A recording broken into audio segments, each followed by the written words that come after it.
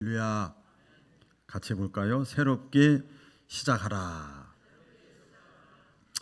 오늘 새해 첫 주일입니다.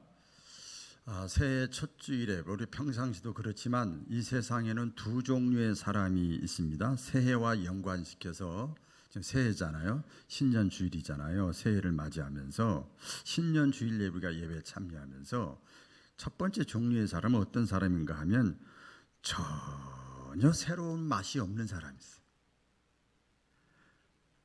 달력은 분명히 새해인데 새로운 결단이 없이 이 자리에 앉아있는 사람이 있어요.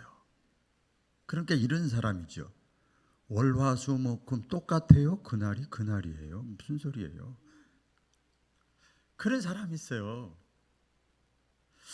그런 종류의 사람이 있고, 또 한 사람은 이 새해를 맞이하면서 또 신년 예배를 드리면서, 또 우리 송구 영신 예배 때도 그랬습니다마는 새로운 각오, 새로운 다짐, 새로운 마음, 새로운 결심을 가지고 출발하려고 하는 마음을 가지고 있는 사람이 있어요. 여러분들 어떤 마음을 가지고 있는 사람의 종류인지 모르겠어요. 신년 예배잖아요. 새롭게 처음 시작하잖아요. 우리가 이왕에 신앙생활 하잖아요. 그러면 그전에도 물론 어떻게 했지 잘했지만은 정말 새로운 마음, 새로운 각오로, 그러면 예배 자세가, 찬양하는 자세가, 말씀 듣는 자세가 딱 보면 알아요. 그 마음을 뚫어봐야 아는 게 아니라 이게요, 생각과 마음이 겉에 다 드러나게 돼 있거든요. 어쨌든 저는 바라기는 저러 자신을 비롯해서 새로운 각오와 마음으로 새해를 시작하고 출발하려고 하는 마음이 아주 깊어지고 간절해지기를 주의 이름으로 축원합니다. 성경에 보면 하나님은, 저와 여러분이 믿는 하나님께서는 항상 우리에게 새로운 기회를 자꾸 주십니다. 부모가 자식에게 계속 기회를 주는 것처럼 그 어떤 사람도 착한 사람, 악한 사람, 완악한 사람, 간교한 사람 뭐 상관하지 않더라고요. 우리 하나님은요, 계속적으로 그 누구도 포기하지 않으셔요. 포기하지 않고 새롭게 쓰임받기를 원하셔요. 새롭게 쓰임받기를 원하셔요. 누구든지 마찬가지예요. 내가 지금까지 작년에 또 어떻게 살았든지 그거하고는 아무 상관없어요. 새롭게 쓰임받기를 누가 원하느냐? 이 여기 서 있는 박운환 목사가 100을 원하면 하나님은 억만금을 원해요. 억만금을. 하나님은 그런 분이더라고요. 그게 사랑으로 표출되는 거예요. 또 기회를 주고 또 기회를 주고 포기하지 않고. 다른 사람들은 다 포기하는데 우리 하나님 포기하지 않아. 새롭게 살라고 다시 기회를 주십니다. 그래서 신년 예배예요. 그래서 우리에게 늘 공통적으로 하시는 말씀은 새로워져야 된다. 우리 기독교, 특별히 개신교라고 그럽니다. 프로테스탄트는 날마다 새로워지는 교회가 개신교입니다. 로마 가톨릭이 전통에 쪄들어 있어. 오랫동안 교회 다니다 보니까 형식과 습관에 쪄들어 있어. 종교인이 됐어. 아무 능력이 없는 거예요. 그래서 오직 의인은 믿음으로 산다, 행동한다. 그래서 종교 개혁이 일어난 거예요. 그래서 개혁주의, 매일 새로워지는 게 개혁주의예요. 개혁주의. 새로움을 강조하시고 새로움을 명령을 하십니다. 우리 성경에 보면 나오죠. 에베소서 4장 22절 24절 보면 다 같이 읽어볼까요? 시작. 너희는 유혹의 욕심을 따라 썩어져가는 구습을 따르는 옛사람을 벗어버리고 오직 너희의 심령이 새롭게 되어 하나님을 따라 의와 진리의 거룩함으로 지으심을 받은 새 사람을 입으라. 옛사람을 벗어버리고. 옛사람을 지금까지 살아온 신앙의 형태, 인생의 삶의 라이프 스타일, 이거 뭐 나쁘다 좋다 그건 뭐 두 번째예요. 그 잘못된 것이고 이것이 정답이 아니면 벗어버려요. 벗어버리고. 그리고 뭐라고 그래요? 여기 말씀에 보니까 새 사람을 입으라. 새 사람을, 하나님을 따라 의와 진리의 거룩함으로 지으심을 받은 새 사람을 입으라. 또 에스겔서 18장입니다. 제가 읽을게요. 너희는 너희가 범한 모든 죄악을 버리고 미움의 마음과 영을 새롭게 할지어다. 마음과 영을 새롭게 해야 돼. 이 겉모습만 새롭게 이렇게 하는 게 아니고 마음과 영, 내 속을 새롭게 해야 된다. 이렇게 말해요. 하나님은 영이시기 때문에 속을 보시거든요. 중심을 보시거든요. 그렇게 많은 말씀이 있지만 그렇게 말씀을 해요.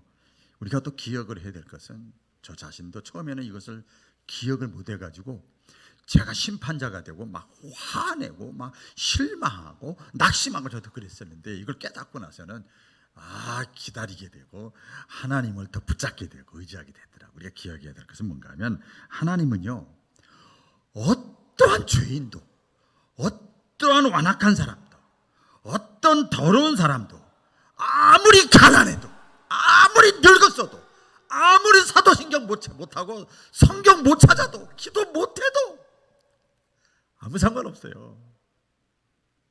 불가능할 것 같은 사람, 그런 사람도 우리 하나님은 새롭게 하실 수 있는 하나님이세요. 할렐루야. 새롭게 하실 수 있어요. 리모델링 정도가 아니에요. 아주 새롭게 집을 건축할 수가 있어요. 우리가 다 건축자들이거든요. 다 가능성이 있습니다. 어제보다, 과거보다, 1년 전보다, 지금까지보다 누구나 다 새로워질 수 있어요. 근데 그건 우리가 안 돼요. 하나님만 그렇게 하실 수가 있습니다. 이 다윗이라고 하는 사람이 있거든요. 다윗이 살인죄를 범하고 간음죄를 범했어요. 다윗은 하나님의 사람이라고 보통 얘기를 해요. 믿는 사람. 예를 들어서 이겁니다. 이거 지금 용납이 안 될 것 같아요. 다윗이 뭐 목사는 아니지만, 목사, 제 얘기를 합시다. 제가 살인죄를 범했어. 그리고 제가 음란죄를, 간음죄를 범했어. 어떻게 하실래요, 여러분?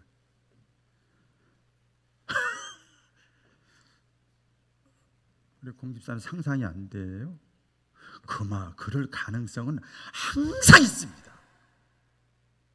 누구나 천사와 마귀는 백지한장차이에요. 있어요. 다윗이 살인죄, 음란죄, 간음죄를 범하고 타락을 했어요. 고급 타락이야, 고급 타락. 그 다윗이요, 나단 선지자의 얘기를 듣고 오늘 이렇게 설교 말씀을 듣는 것처럼 듣다가 깨달음이 왔어. 내가 그러지 말았어야 되는데. 우리 늘 그렇게 살잖아요, 지금까지. 내가 새롭게 돼야 되는데, 이거 잘못했네, 내 원래 모습으로 회복돼야 되는데, 이런 마음이 생기기 시작했어. 마음속에 이거는 용서를 못해. 그런데 그런 마음이 막 새롭게 되기를 원할 때 하나님은 그 마음을 딱 캐치하신 거예요. 그래, 네가 그 마음이 있냐? 그래, 그걸, 이 다윗이 새롭게 되기를 그 원하는 마음을 하나님이 잡아주셨어요. 그래서 다윗을 새롭게 하셨습니다. 그래서 시편 51편 10절에 보면 다윗이요, 그때 그 죄를 범하고 나서 기도가요 성숙해졌어요. 어떤 기도를 하신 줄 아세요? 육신의 눈으로 보이는 걸 놓고 기도하지 않고 안 보이는 걸 놓고 기도하기 시작했어요. 왜? 간음죄, 살인죄가 전부 안 보이는 데서 시작됐거든요. 그리고 겉으로 드러난 거거든요. 그래서 이렇게 기도합니다. 하나님이요, 내 속에 정한 마음을 창조하시고 깨끗한 마음으로 늘 나를 만들어 주시고, 그리고 뭐라고 그래요? 내 안에요, 정직한 영으로 나를 새롭게 해 주시옵소서. 여러분 혹시 이런 기도해 보신 적 있어요? 내 생각이 깨끗하게 해주시옵소서. 내 마음이 깨끗하게 해주시옵소서. 정직하게 해주시옵소서. 자기 마음 생각을 위해서 이 다윗이 기도를 합니다. 사도 요한도 예수님 이제 사도 요한도 보면 요한 1서에 보면 이렇게 고백하고 확신합니다. 만일 우리가 우리 죄를 자백하면 어떤 죄라도 자백하며 회개하면 그는 하나님은 미쁘시고 의로우사 오래 참으셔서 진짜 감사해 오래 참으시고 의로우사 우리를 모든 불의에서 깨끗하게 하신대요.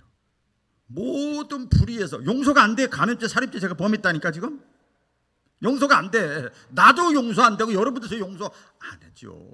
근데 우리 하나님은 오래 참고 여기서 사명 감당 못하면 다른 데서라도 하나님의 역할을 하나님의 나라 확장을 위해서 일하게 만드신다 이 말이에요. 하나님 그러신 분이에요. 회개하면 내가 마음이 새롭게 되기를 원하면 원해야 돼요. 깨끗하게 하신다는 건 새롭게 하신다. 그러니까 중요한 게 뭐냐면 하나님은 우리가 사모하는 마음, 원하는 마음, 갈급한 마음, 이 원하는 마음만 있으면 하나님은 그걸 붙잡으시는 거예요. 돈 1,000,000원 드리는 거 붙잡는, 물론 물질 있는 곳에 마음도 있으니까 마음도 드린 거죠. 그거야 뭐 두말하면 잔소리죠. 그런데 마음이 중요한 거예요. 마음. 그 마음만 신년 예배 드리면서 한 해를 시작하면서 내가 새롭게 되기를 원합니다. 하나님 내가 경험하기를 원합니다. 이런 마음이 있으면 하나님은 그 사람을 들어서 새롭게 사용하십니다. 그럴 능력이 하나님에게만 있습니다. 새로운 회라는 것을 어떤 사람이 이렇게 표현합니다. 새로운 기회다. 새로운 기회. 그날이 아니고 새해를 주시는 것은 그래서 하나님이 주시는 축복이다. 그냥 하루 이틀 3일 4일 계속 날짜가 가면 그렇잖아요. 하나님이 계속 기회를 주시기 위해서 한 해 한 해, 한 달 한 달, 일주일 하루하루 기회를 주시는 거예요. 기회. 끝없이 기회를 주신다는 거예요.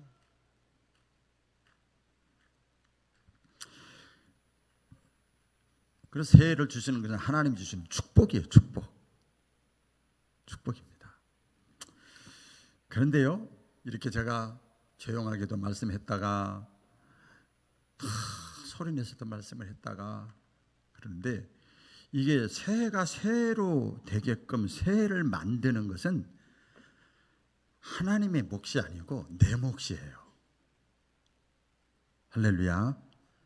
하나님 책임이 아니고 내 책임이에요. 이거 사실 우리가 잊지 않았으면 좋겠습니다. 자, 그러면 새롭게 출발하고 시작하는 신예배 때 새로운 이 새해가 나에게 새로운 찬스가 되고 기회가 되게 하려면 잘 들으세요. 이제 이거 이제 사실 억만금 받고 말씀 전해야 되는데 하나님 말씀 저는 나 깨달아져 가지고 제가 은혜를 엄청 받았거든요. 새해가 나에게 새로운 기회가 되게 하려면 첫째는 뭔가 하면요, 하나님의 약속이 나의 계획이 되게 해야 됩니다. 같이 해볼까요? 하나님의 약속이 나의 계획이 되게 해야 된다. 약속은 말씀이죠. 그러니까 하나님의 말씀이 근거해서 그것 때문에 내 계획이 나와야 새해가 나에게 새롭게 현실적으로 이루어진다는 거예요. 이 말씀이죠. 여러분 새해에 다들 계획을 세우잖아요. 그러면서 마음을 다지고 이렇게 하잖아요. 보통 그렇죠. 제가 한번 이렇게 저렇게 또 듣고 보고 최근에 누구라고 얘기는 없죠. 우리 교인도 있고 아닌 사람도 있으니까 여기저기 어떤 사람 다이어트래. 다이어트 살 빼는 거 계획 세우고 먹는 거 저녁에만 먹고 뭐 여러 가지 정보를 가지고 거기에 맞춰서 계획을 세우더라고요. 어떤 사람은 담배 끊는 것도 계획을 세우고 어떤 사람은 집 사는 거. 우리 교인 가운데도 있어요. 어떤 사람은 돈 버는 거, 어떤 사람은 결혼하는 거. 기도할 때 보니까 다 있더라고요. 어떤 사람은 자격증 따는 거래요. 자격증. 어떤 사람은 비정규직인데 정규직이 되는 거. 계획이죠. 취직 계획이고 어떤 사람은 건강. 오늘도 어떤 분하고 대화하는데 제 건강을 이게 안부를 묻더라고요. 근데 순간적으로 제 눈물이 핑 돌더라고요. 왜 그런지 몰라요. 야, 저도 사람인 것 같아요. 나이가 먹었는가 봐요. 건강 계획이지요. 어떤 사람은 퇴직 후 올해 퇴직한다. 내년에 퇴직한다. 그 계획을 또 다 세우고, 어떤 사람은 우리가 신앙적인 거지만 신앙을 내가 올해는 회복해야 되겠다. 코로나로 많이 다운됐는데 회복해야 돼. 이런 계획들을 나름대로 이렇게 세워요. 여러분들 어떤 계획을 세우고 가지고 품고 있습니까? 예배드리고 말씀 듣는 것보다 더 중요한 것이 먼저 여러분 마음속에 그런 마음을 품고 있는 것이 더 중요합니다. 오늘 성경에 한 사람을 소개할 텐데 아브라함입니다. 아브라함도 계획을 세웠습니다. 무슨 계획이냐면 이민 계획이에요. 이주 계획입니다. 그때 나이가 몇 살이었는가 하면 75세였어요. 나이가 많죠. 새로운 땅에 가서 살기로 결심을 합니다. 이것은 그 보통 사람들의 상적으로 생각하기에는 이것은 무리한 거야. 무모한 계획이야. 그럴 수도 있어요. 이 새로운 땅이라는 건 가나안 땅에 가서 살려고 하는 그 계획을 세웠어요. 한 번도 가보지 않은 땅인데, 이거 젊은 사람이 세우는 계획이 아니라 나이가 들은 사람, 올라가면 힘도 없고 머리도 빡빡빡빡 안 돌아가고 노인이 세우는 계획이에요. 무모한 계획이에요. 무모해요, 무모해. 그런데 여러분 잘 오늘 말씀을 깊게 보시면요, 중요한 게 뭐냐면, 아브라함이 고향을 떠나서 새로운 곳에서 살려고 결심하게 된 그 배경이 있어요. 그 이주 계획, 이민 계획. 그 배경이 뭔가 하면요, 하나님의 명령과 약속이 있었기 때문에 그런 계획을 세웠어요. 같이 보겠습니다. 하나님의 말씀, 하나님의 약속, 하나님의 명령이 있었어요. 하나님의 명령. 내 본토 친척 아비집을 떠나 내가 너에게 지시한 땅으로 가라. 명령령이에요. 가라. 하나님이 말씀하셨어. 누가 말씀했다고요? 박운환 목사가 신년 주일에 말씀한 게 아니고 하나님이 말씀했어요. 여러분 말씀을 듣다가 하나님의 음성이 들려지기를 원합니다. 하나님의 명령이 아브라함에게 임했어요. 나이가 그렇게 들었는데. 그리고 약속이 있었어요. 오늘 2절 3절에 보면 내가 너에게 복을 주겠다, 한마디로 그거예요. 그 복의 내용을 보면 너로 큰 민족을 이루게 하고 후손에 복을 줄 것이고 너의 이름을 창대하게 할 것이고 너를 축복하는 자는 내가 축복하고 너를 미워하고 너를 시기하고 너를 저주하는 자에게는 내가 미워하고 저주하리라. 그 약속을 하나님이 아브라함에게 하셨습니다. 그거 붙잡고, 인간의 관점에서 보면 무모한 짓이지만 하나님의 말씀과 약속을 붙잡고 이주 계획을 세운 거예요. 정말 간증할 게 너무 많은데 시간 없어서 못하겠어요. 여러분, 믿음이 뭡니까? 교회 나가면 제일 많이 듣는 게 믿음 얘기 아닙니까? 말씀을 전할 때는 저를 쳐다보셔야 됩니다. 제가 한 사람 때문에 제가 이런 얘기라, 그 사람 사랑하는데 저를 안 쳐다보고 스마트폰만 쳐다보고 있으니까 안타까워서 하는 소리요. 지금 믿음이 뭡니까? 하나님께서 말씀하신 거. 여러분 읽으면서도 하나님의 말씀, 들으면서도 하나님의 말씀, 설교 말씀을 들으면 하나님의 말씀, 사건을 통해서도 하나님의 말씀이 들려지는 거예요. 하나님의 말씀, 하나님이 말씀하시는 것을 가감하지 말고, 내가 여기서 걸리지 말고 그대로 받아들이는 거예요. 이게 믿음이에요. 그러니까 사실 믿음이 제일 많이 듣는 소리인데 제일 지키기 힘든 게 믿음이에요. 그게 믿음입니다. 마치 제가 이렇게 묵상을 하다 보니까 뭐냐면 신용카드와 같아. 그 사람이 지금 가난하든 거지든 배웠든 못 배웠든 사기꾼이든 아무 상관없습니다. 신용카드만 있으면 어디든지 다 사용할 수 있어요. 그 가게에서 뭐 물건 팔 때 그 사람 신분 지회하고 안 해. 신용카드만 있으면 다 물건 줍니다. 왜? 신용카드는 은행에서 발행한 거거든요. 그 사람을 믿는 게 아니고 신용카드를 발행한 은행을 믿는 거예요.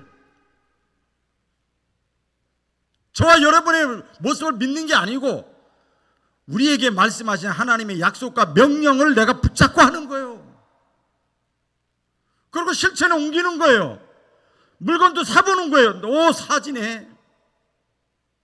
이야, 이거 신용카드 믿을만 하구나. 이야, 하나님의 말씀대로 하니까 이거 믿을만 하구나. 그런 거죠.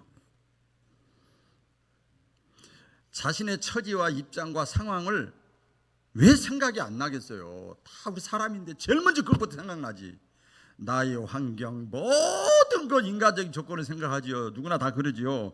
그런데 믿음이라는 건 그것을 무시하는 게 아니고 초월하는 거예요.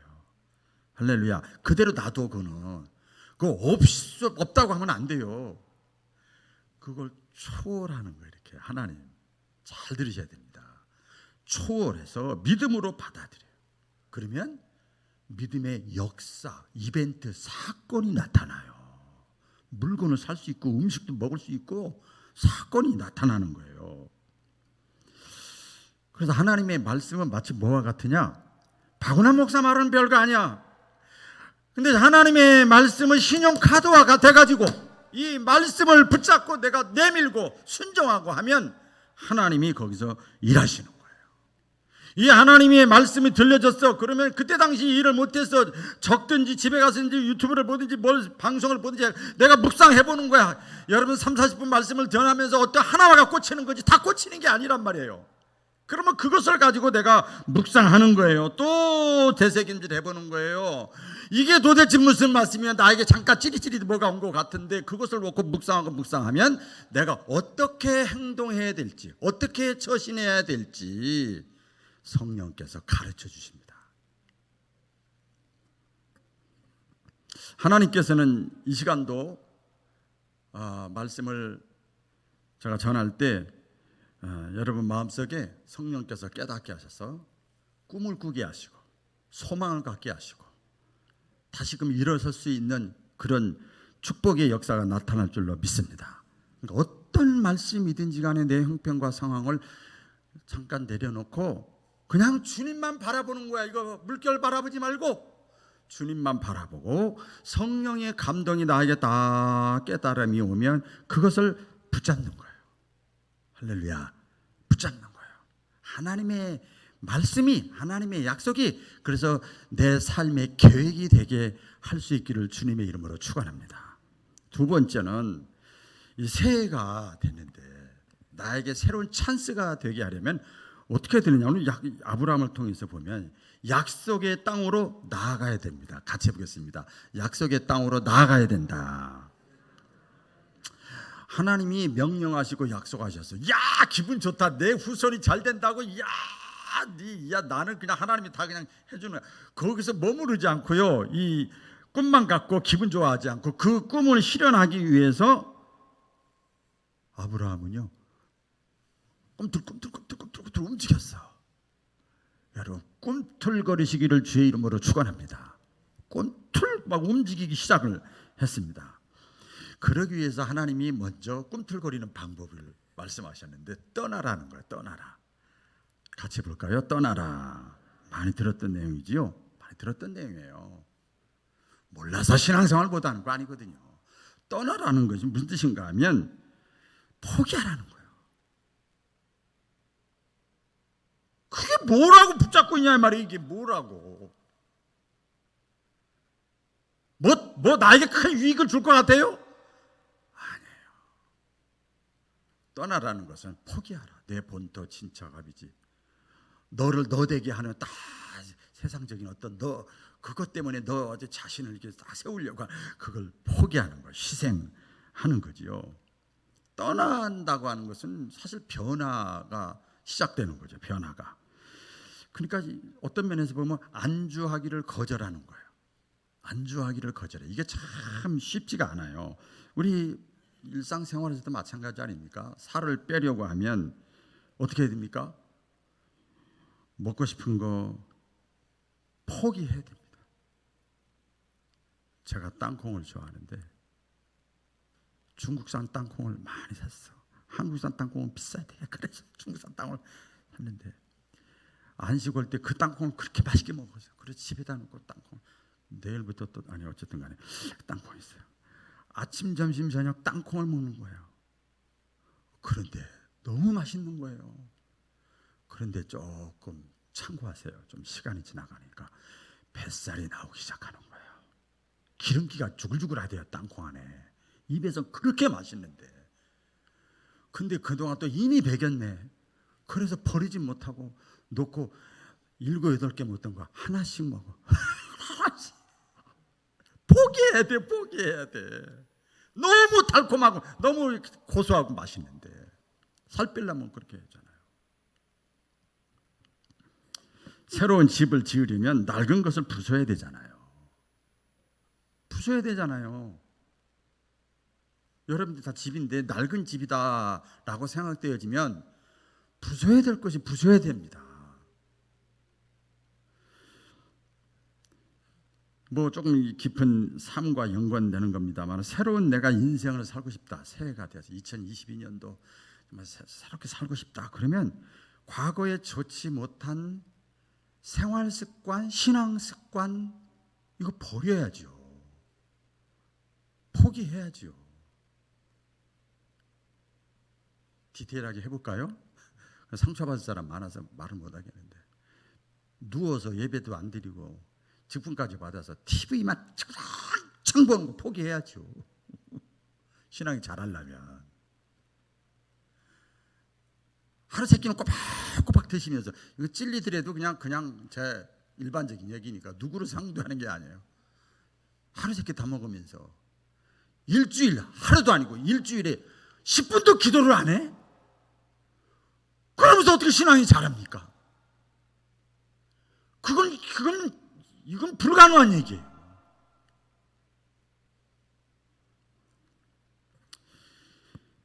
내가 어떤 신앙이 나름대로 건강해지고 또 성장하는 그 삶을 살려면 환경의 동물이라고 비신앙적인 환경과 사람들과의 접촉과 대화를 절제해야죠.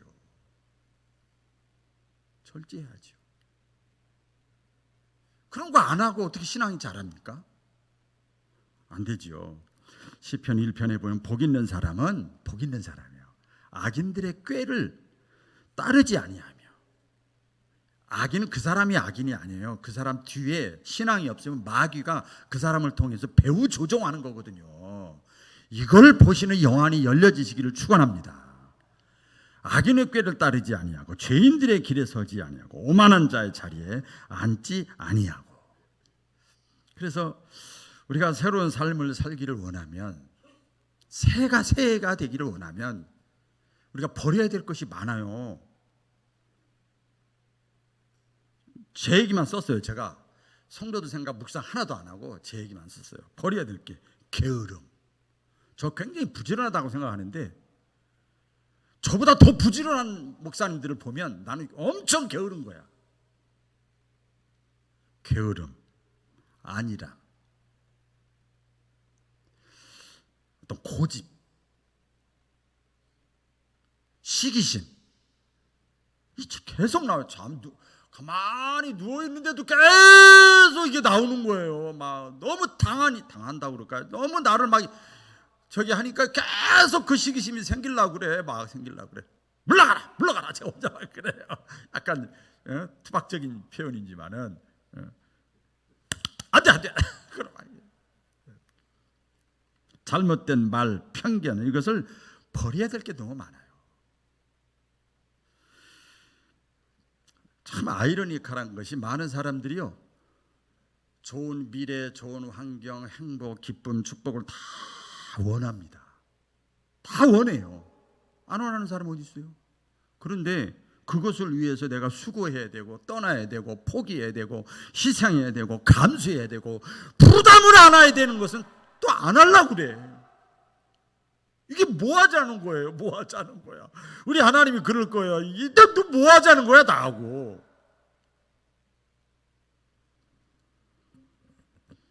성경은요, 하나님은 사랑의 하나님이시지만 동시에 공의의 하나님이세요. 공평하신 하나님이세요.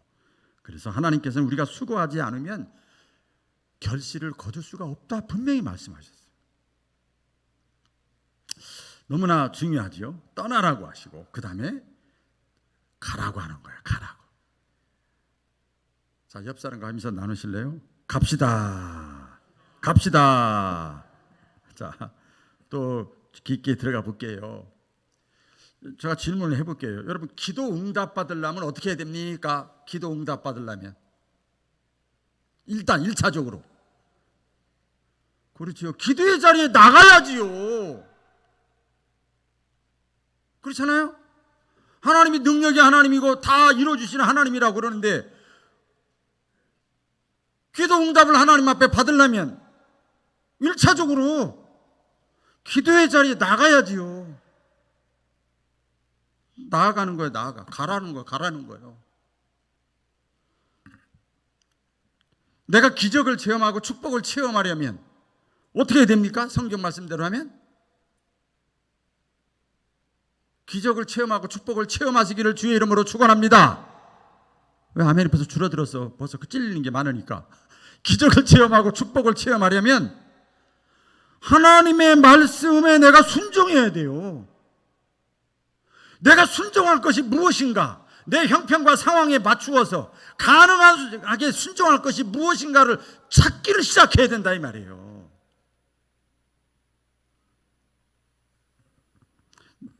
내가 신앙이 자라려면 아까 말씀드린 대로 믿음이 자라기 위해서 말씀도 드려야 되고 신앙인들의 모임도 참여해야 되고 예배제로 참여해야 되고 계속 그렇게 해야지요. 안 하고 나서 나는요, 목사님 제가 집사고 권사인데요, 믿음이 안 자라요. 다 이유가 있어. 다 이유가 있어요. 그 사람 인성은 좋아. 근데 믿음이 안 자라는 거예요. 기도에 자리도 안 가고 예배 자리도 안 가고 말씀에 순종도 안 하고 신앙인들이 모인 곳에는 별로 가지도 않고 이러니까 믿음이 안 자라지요. 나아가야 되는데 여러분, 우리가 신앙생활하면서 진짜 중요한 것이 있어요. 그게 뭔가 하면 제가 말씀을 하는데 하나님의 뜻을 아는 것이 아니라 행하는 거예요. 할렐루야. 야고보서의 말씀해 보면서 아는 것은 믿음이 아니라고 그랬어요. 귀신들이 더 잘한답니다. 네? 우리 하나님이 아브라함에게 말씀하는 거죠. 내가 보여줄 땅, 하나님이 주시는 땅을 봐라 봐라 그러지 않고 가라 가라 그래요. 하나님이 가라. 사실 그렇습니다. 보는 것은 쉬워요. 보는 것은 쉬운데 가는 것은 쉽지가 않아. 그렇죠? 쉽지가 않아요. 왜 그런지 아세요? 가려면 땀이 흘려야 되고 부담이 되고 수고가 따라가니까 가는 게 싫은 거예요. 그런 것이 있어요. 우리 신앙적으로도 보면 똑같죠. 한 영혼, 우리 한 영혼이라고 그래 봅시다. 전도에 맞춰서 보면 한 영혼을 얻는 꿈, 우리 교회 새가족들이 계속 들어오는 그 꿈은 꾸는 건 쉬워요. 그렇게 말하는 건 쉬워요. 그런데 그것을 얻으려고 그러면 엄청난 노력이 필요한 거예요. 자녀들 키워본 부모님들은 다 알잖아요.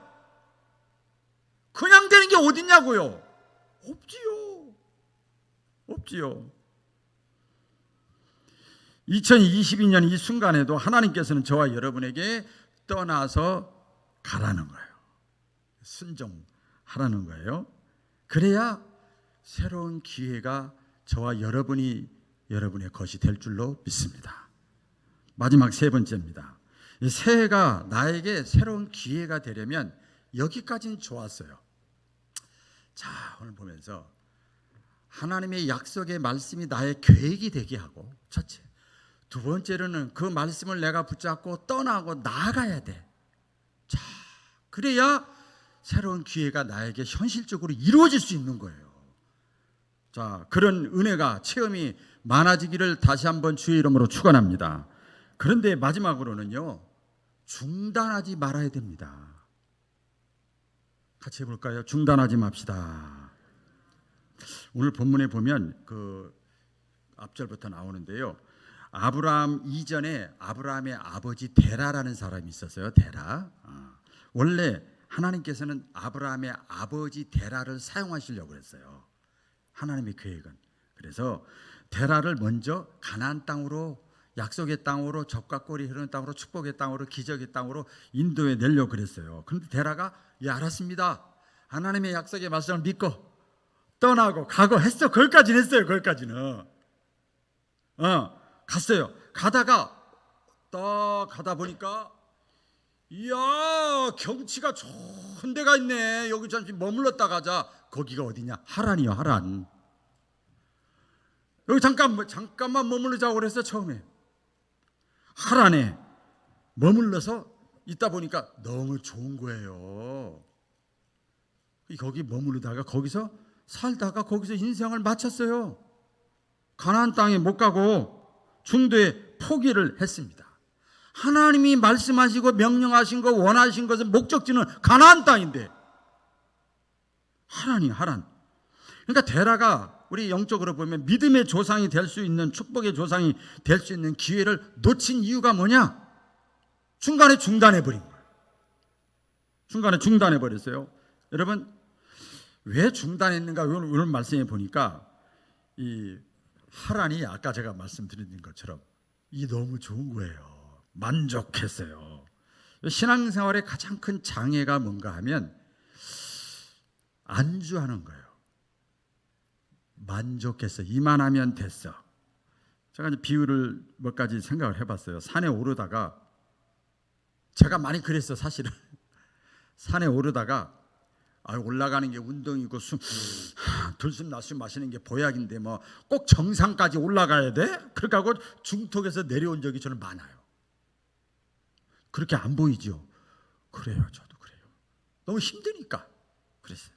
살을 빼려다가 이 정도 뺐으면 됐지, 내가 뭐 연예인 될 거야, 갑자기 그 생각이 나는 거예요. 중간에 중단하는 거예요. 공부를 하다가도 내가 수석할 필요가 뭐가 있어. 중간 성적만 내면 되는 거지. 이 세상에 그렇게 사람이 많은데. 그렇게 하고 만족해버리는 거예요. 그러면은요, 이 사람은 더 이상 발전이 없는 거예요. 예? 우리가 잘 알죠? 이 많은 분들이 신앙생활을 하다가 하나님의 약속의 말씀을 잡고 은혜도 받고 체험도 하고 그리고 떠나고 순종도 나름대로 하다가 중단에 딱 수답해버려. 거기가 어디냐? 거기가 하란이요. 하란. 집에 가면 참 편안하게 잘 수 있고, 차도 있고, 집도 있고, 예외식도 할 수 있고, 뭐 꼭 교회 안 나고 하나님 적당히 믿어도 되는데 뭐, 이게 이제 생각이 들어오기 시작하는 거예요. 거기가 바로 하란이지요. 살만한 곳이 있는데 뭐 괜찮아. 그걸 성경에서 뭐라고 그러는지 아세요? 마귀의 미혹이라고 그랬어요. 미혹. 막 핍박하는 게 아니고, 믿음 떨어뜨리게 하는 방법이 얼마나 다양한지 아십니까? 우리가 착각해서는 안 될 것이 있습니다. 그렇게 생각하고 그렇게 판단하고 하는 것은요, 평가하는 것은요, 그것은 자신의 생각이에요. 그리고 처음부터 끝까지 자기 중심이야. 하나님의 약속이 있고 하나님의 말씀이 있는데 그걸 무시해버리는 거야. 너무 좋으니까, 편안하니까. 하나님 뜻보다 내 뜻이 우선이지요. 자, 이게 뚫고 나가기가 쉽지가 않아요. 잘 신앙생활 하다가 딱 머물러서 여러분 그 자리에 신앙이 유지될 것 같지요? 천만에 내려가기 시작합니다. 다 내려갑니다. 사도 바울이 여기서, 그러니까 내 뜻과 하나님의 뜻에 막 갈등을 일으키고 충돌을 일으킬 때 우리가 사도 바울의 그 고백을 통해서 답을 찾을 수 있는데요. 뭔가 하면 빌립보서 3장 12절인데, 내가 이미 얻었다 함도 아니요 온전히 이루었다 함도 아니라 오직 내가 그리스도 예수께 잡힌 바 된 그것을 잡으려고 날마다 나는 달려가노라. 할렐루야. 날마다 달려가는 거예요. 제 아들이 그러더라고요. 아빠, 저 몇 년 만에 40대요. 으악! 그게 아들이 40대인다고 나이가 징그러. 어린애 같았는데. 달려가는 거예요. 시간 초초 분부를 아끼고 세월을 아껴서 달려가는 거야. 달려가는 거. 나이 먹고 힘 빠지는 것은요, 노력 안 해도 다 됩니다. 그건 저절로 되는 거예요.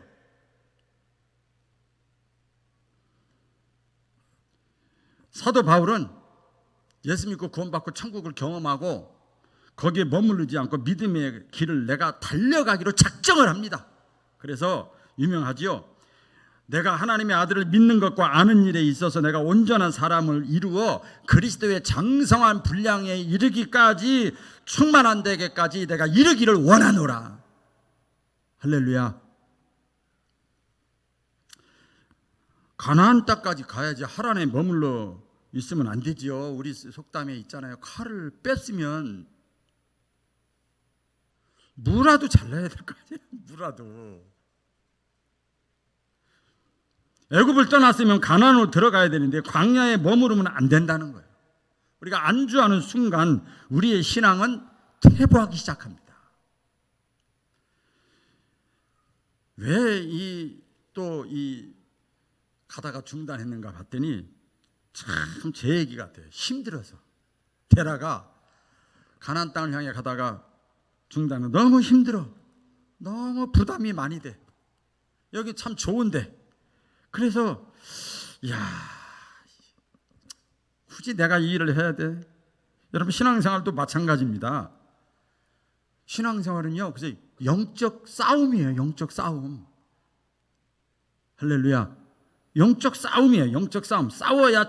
왜 가나안 땅은 어떻게 되는 줄 아세요? 지금까지는요, 이 광야 출애굽을 해가지고 광야 40년 동안에는 어떻게 했냐면 모세가 팔로우 미, 따라와, 일로 와, 절로 와. 그러면 에이 싫어도 따라만 갔어. 소극적이야, 수동적이야. 따라만 갔어. 그런 대로 신앙생활이 유지가 됐어. 근데 가나안 땅은 어떤 줄 아세요? 토지 분배를 다 합니다. 지역을. 그래서 너 저쪽으로 가죠. 그럼 빈 땅인 줄 알았더니 거기 이미 딱 진치고 있는 사람들이 있어. 하나님이 명령 주신다고 그러시면 가서 싸워서 네 거 만들어. 이러고 있는 거예요. 얼마나 부담이 돼요. 내가 가서 싸워서 내가 얻어야 그 내 거가 되는 거예요. 힘들잖아요. 그것을 이 데라가 알았어요. 중간에 포기해버렸어요. 우리가 신앙생활도요, 신학적인 겁니다만 중생하고 영적으로 거듭나고 이것도 참 큰 은혜요. 하나님의 자녀가 되고 은혜 체험하는 건 은혜인데 더 중요한 것은 뭐냐면 거기서 머무르면 안 되는 거예요. 언제까지 분유 먹이고 언제까지 젖 먹이고 언제까지 그냥 삶은 국만 먹을 거예요. 고기도 먹고 딱딱한 음식도 먹고 그래서 이제 면역력도 있고 그래서 막 여기저기서 선교적인 사명을 살아야 될 거 아닙니까? 그렇죠? 그러니까 중생하고 하나님의 자녀가 돼가지고 거기서 머물러 있는 거예요. 이렇게 그냥 왔다리 그 다음에 하나님이 원하시는 건 성령 충만이에요. 할렐루야. 성령이 내주했으면 그 다음부터 성령으로 충만하게 되는 거예요. 이것을 영적인 어린아이로 만족하지 말고 영적인 어른 장성한 사람이 돼야 돼요. 여러분 자녀들 키워보면 그런 거 아닙니까? 저도 목회해보니까 믿음이 어린아이인데 믿음이 성장하면 너무너무 행복해. 여러분 자녀들 키울 때 힘들고 어렵지만 자녀가 성장하면 너무너무 행복하잖아요. 진짜로 중요한 것은 왜 이 마지막입니다. 우리 데라가 가다가 멈췄는가 하면 하나님의 뜻을 알지를 못했어요. 여기 앞뒤 저운에 보면요, 자신만 생각한 거예요. 이 데라는요, 아버지가 돼가지고 가정의 리더가 돼가지고 자기의 안일만 생각한 거예요. 아브라함에게 축복하는 거 보세요. 내 후손이 다 잘 될 것이다. 자녀를 생각해야지요. 가족을 생각해야지요. 후손을 생각해야지요. 남는 거 그거밖에 없더라고요. 우리 부모에게는 사명이 있습니다.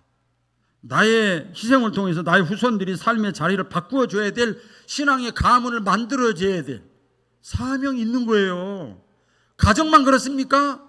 나름대로 1년짜리, 5년짜리, 3년짜리 기관장, 행사장, 부서장 맡으면 그거 맡겨준 거예요. 코로나로 인해서 대부분의 교회들이 위축되고 문을 닫고 그렇습니다. 이 말은 똑같은 거지요. 많은 교인들이 데라 이 사람과 같이 신앙생활하다가 힘드니까, 부담되니까, 무서우니까 다 중단하는 거예요. 다 중단하는 거예요. 감사하게도 우리 교회는 사모청에 다 참여하신 분들 아시겠습니다만은 여러 가지로 그래도 점진적으로 조금 단단하게 세워져 가고 있어요. 여기서 머무르면 안 되는 거예요. 머물겠다 제 의지가 벌써 그러면 요람을 보시면 아실 거예요. 얼마나 더 디테일하게 지금까지 한 것보다 더 많이 했는지. 여기서 벌써 머물 것 같다 그러면 이미 하나님의 축복의 손길은 교회적으로, 사업적으로, 개인적으로 다 떠나게 되는 거예요. 책임이 막중한 거예요. 따라오든 안 따라오든 하나님은 살아계시니까. 할렐루야. 여러분 중간에 중단하지 마시고 하나님의 말씀이 마음속에, 심령속에 싹 들어오면 그것을 붙잡고 끝까지 순종하다가 축복의 주인공 되시기를 주의 이름으로 축원합니다. 기도하겠습니다.